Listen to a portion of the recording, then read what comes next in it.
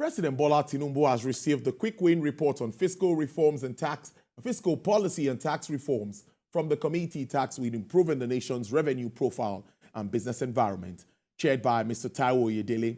Reacting to the presentation by the Presidential Committee, President Tinubu commended the work done by the committee and assured them of his support for the review and implementation of key recommendations. The president directed immediate implementation of the committee's recommendations with immediate effect.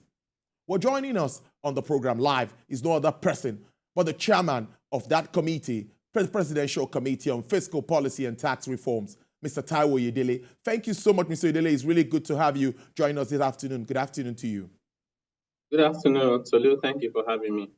Yes, I see a lot of pointers in that document. We can go on and on, about 20 of them you even put on your page and all of that. But can you do an overview before we now get into some specifics? I see some that are really definitely going to impact everyone. But give us an overview of this report, then we will now get to some segments of it.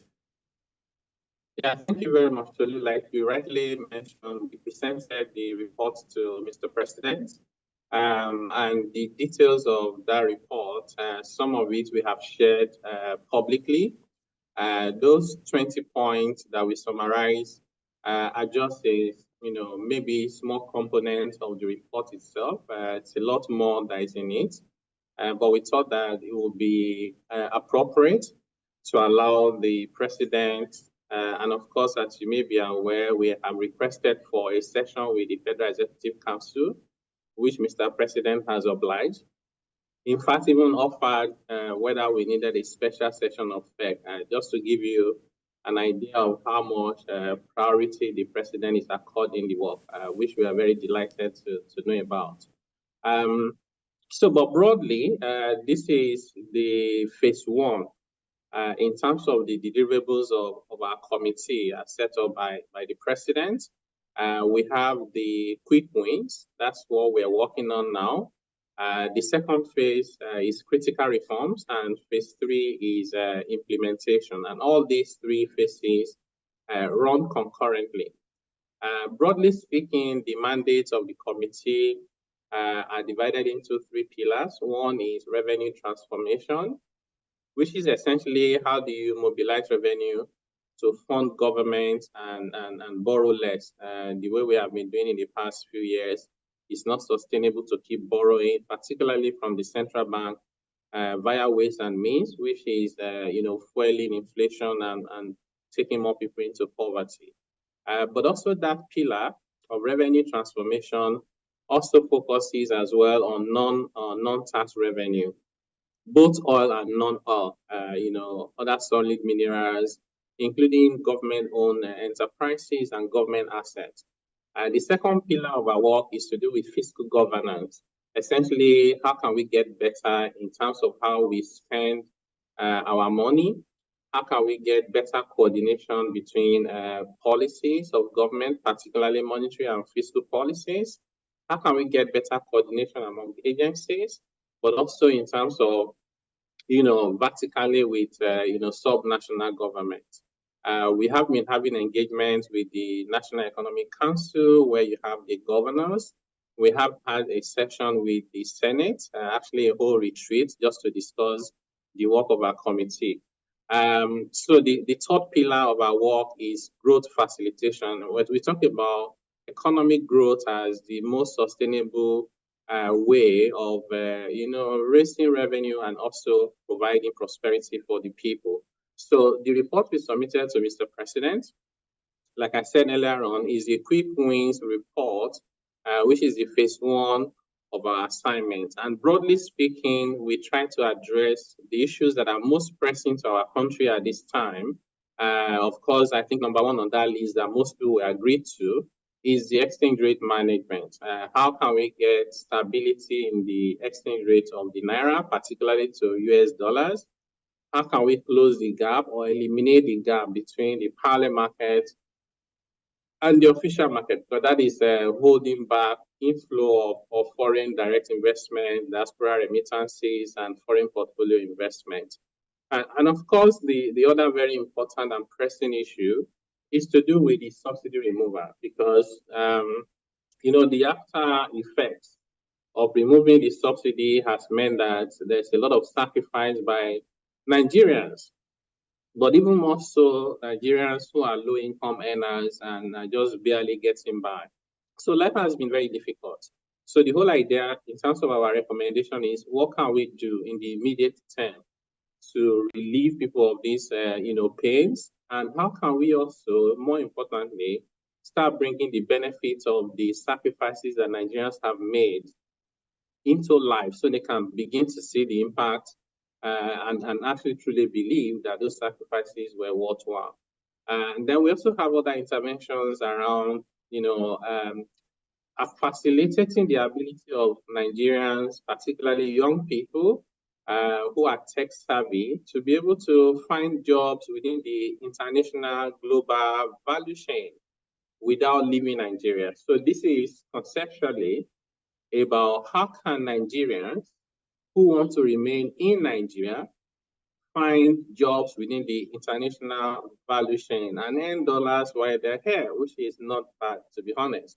Apart from those people being able to earn very decent income, lift out their family members from poverty, government would also not only earn inflow of foreign currency to manage Naira better, but also the state governments will earn personal income tax from those individuals. So it seems like a fantastic idea we should have done like 10 years ago, but we're trying to do it now. So the recommendations we have made, we have also put them under different categories of how would they be implemented. Would we need an executive order to be signed by the president? Do we need an order to be signed by the finance minister? Do we need a circular by the FRS? Do we need the central bank? Central bank is autonomous, so nobody is directing them or dictating anything to them, but we're working together, and therefore we have some recommendations that would be necessary for them to consider and make decisions over those. Particularly, if you think about the 43 items that were previously prohibited from accessing foreign exchange in the official market, and the central bank lifted that ban, and that meant that from the fiscal side, we needed to quickly respond so that we can protect local firms that are producing those items and so on and so forth. So in a nutshell, it's quite elaborate in terms of the work we have done, and I would like to also commend members of our committee as well as the Nigerian people, because we have received an enormous amount of support from everyone, organized private sector, even the media as well as institutions of government and the international community. I must thank you so much. Now, using technology data for tax to expand tax net is one thing I'd like you to touch on. You also talked about tax break for private sector as a result of wage increase for low-income earners, transport subsidy, and also net increase in employment. These are really human angle decisions that would affect every Nigerian. Facilitating the use of mobile phones also for the conditional cash transfer. Tell us more what you expect impact of all of this across the economy. Yeah, so if I start with the one about facilitating mobile phone to transfer money to poorest people, we know that there's trust deficits, especially between government and the Nigerian people. And a lot of that is based on history, because government has not behaved the way we expected for a long time. We haven't seen discipline around financial management. We haven't seen prudence. Sometimes accountability was lacking. So to be able to do that, you cannot decree or enact, trust into existence. You have to earn it. And part of being able to earn it is change your ways and do things more transparently. So one of our recommendations is conditional cash transfer to the poorest people. Why can't we use mobile phone to do that? Even if they don't have bank accounts. So most of the people you are targeting, they have one phone or the other, even if it's not a smartphone. So you can then transfer monies into their phones as wallets or food stamp, and they can use that in exchange for the food they want. For example, why are we buying rice and sharing it? Maybe somebody wants yam, maybe another person wants gari, So when you give them the money, they can make those decisions for themselves. We're also working on what we call a spending framework that we are recommending to all levels of government as to how they should spend the windfall from subsidy removal and foreign exchange harmonization. And we are planning to, to create a portal where you can go there and see, all the 36 states in Nigeria, the federal government, and the FCT. And if you select Lagos, for example, it will then also give you the option of all the local governments. Let's say you select Etiosa, and it will now tell you, all the projects that are ongoing, the location of those projects with videos about progress and photos. That the civil society, we are partnering, we intend to partner with budgets, but we're also even inviting the Nigerian people to also help us with that monitoring. Now, that will help us build trust, ensure more transparency, and therefore people will begin to accept that government is really working for them. So on Data for Tax is an initiative that has been ongoing for over 2 years, and is the whole idea of bringing the intelligence within the economy together so that you know what everybody is doing. So whether you have activities through your payment cards, your bank account, your investment account, stockbroking account, travels abroad, importation, and so on and so forth. This intelligence is collected, and therefore, one, we can use that to determine the poorest people that need to be protected from tax burden, or even need to receive some, conditional transfer for their livelihoods. And then we also recognize from there those who are middle class, upper class, high net worth that need to pay the right amount of taxes. So that's the concept of the data for tax. And we think that this is critical not only for revenue generation, but also for economic management, particularly from the social aspect of things. So these are some of and then the recommendations around the amount to be exempted from personal income tax to be increased. Currently, as we speak, 30,000 naira or below is exempted from personal income tax per month. But with inflation and cost of living that is rising, realistically, no honest person can live well, maybe not even live well, can hardly survive on 30,000 naira per month, even if they were living alone. So what we are now saying is, it's time for us to review that amount. Maybe it should be 70,000, maybe it should be 80,000, maybe 100,000. We're going to use data to do the analysis and recommend, and you would imagine that this is not just for the federal government, the state government in particular need to decide on this. So we then enact it into law and just increase the threshold for which there will be no personal income tax, because those people are considered to be really poor. And then we also thought that whenever we're doing interventions, we tend to do public sector. We know that federal civil servants were awarded 35,000 naira per month wage award for the next 6 months or thereabouts. There wasn't so much for the private sector. So our recommendation is we need to give something to the private sector, because they're also Nigerians and they're making sacrifices. And we are trying to do that by way of employers that give additional salaries to their low-income earning workers, or they provide them with transportation or transport subsidy, or employers who are doing their best to hire even more people than they have done, averagely in the past 3 years, are to be rewarded by way of an additional deduction against their corporate income tax, which is a form of incentive.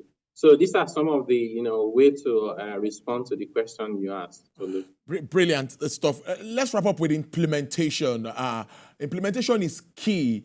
I'm wondering, is there any way we're going to evaluate and monitor so that we start to, see the positives of this at the end of the day? Yes, indeed. So the president was very clear to us that he's not just interested in a committee writing reports. He really wanted us to be able to help with implementation of approved proposals and interventions, which is also the reason why many of us are very excited about the work. This very popular knowledge and notion in Nigeria that Nigerians are like the smartest people around. They have good reports, but nobody implements those reports. So we want to do it differently this time around. As something, if we make a proposal today, it's approved tomorrow, we start implementing the day after tomorrow. So after discussing with Mr. President, some of those recommendations, we're already working on the implementation. And people will begin to see the outcome of those implementation in the next few days. And that will run all the way, into weeks and months. Some of them will require that we go to the National Assembly to enact a law. So we are working on a bill that we call Emergency Economic Intervention Bill. So that bill would enable us to address changes that we want to do, urgently, but cannot be done by the president, can only be done by the lawmakers by way of amendment to existing laws. For example, we want to allow Nigerian companies to be able to pay their taxes in Naira, as opposed to currently where, we have a provision in the law that says if you pay any transaction in foreign currency, the applicable taxes must also be paid in foreign currency. So this is putting a lot of pressure on businesses and a lot of pressure on the Naira and the foreign exchange market, as well as the ability to deal with legal and tax impediments that are coming in the way of Nigerians in Nigeria finding jobs within the international value chain. So this ones we go to the National Assembly. We have met with them. They are very willing to help. We're hoping that will not take too long. In a matter of weeks, thereabouts, we should be able to get the outcome that will begin to make the impact in the lives of Nigerians. I must thank you so much. Interesting chat with you as usual, Chairman, Presidential Committee on Fiscal Policy and Tax Reforms, Mr. Taiwo Oyedele. Do enjoy the rest of your day. Thank you, Tolu.